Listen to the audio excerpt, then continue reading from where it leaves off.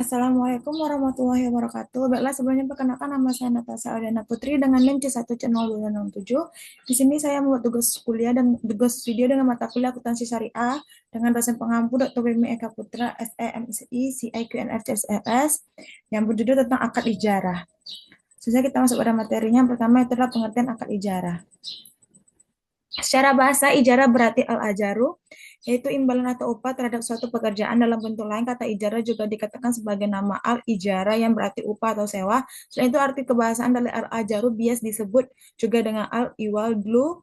B, akad itu terima dengan dilahului dengan sebuah akad atau tidak. Kata ijarah dalam perkembangan bahasa selanjutnya dipahami sebagai bentuk akad, yaitu akad kepemilikan terhadap berbagai manfaat dengan imbalan secara bahasa ijarah definisikan sebagai hak untuk memperoleh manfaat.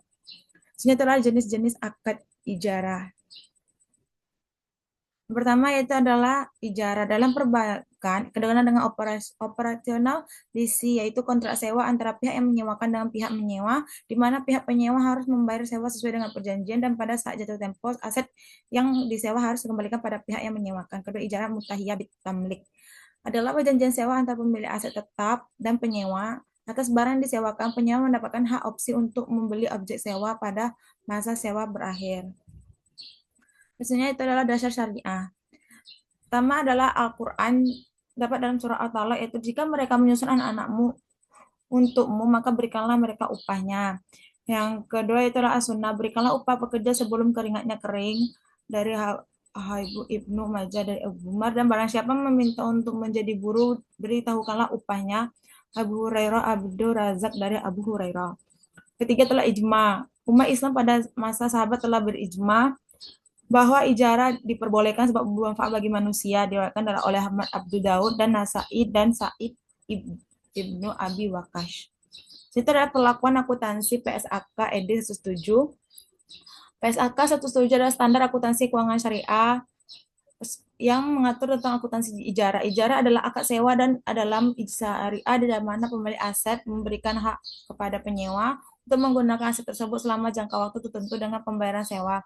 PSAK 77 2021 yang telah direvisi mengatur beberapa hal termasuk pertama pengakuan pendapatan dan beban ijarah, ijarah atas aset dan ijarah atas jasa, penyajian dan pengungkapannya. Sebenarnya itu adalah ilustrasi kasus akad ijarah.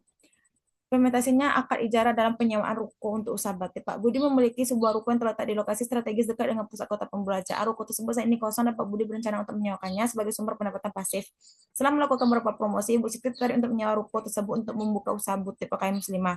Keduanya kemudian sepakat untuk melakukan akad ijarah. Pada akad tersebut disepakati bahwa Siti akan menyewa ruko Pak Budi selama jangka 2 tahun dengan biaya sewa sebesar 10 juta per bulan dan dibayarkan setiap tanggal 5. Akad juga mencantumkan secara jelas spesifikasi ruko termasuk luas bangunan, fasilitas yang tersedia, serta tanggung jawab masing-masing pihak terkait pemeliharaan. Pak Budi tanggung jawab atas perbaikan struktural seperti Bu Siti bertanggung jawab atas kebersihan dan kerusakan kecil-kecil akibat penggunaan sehari-hari.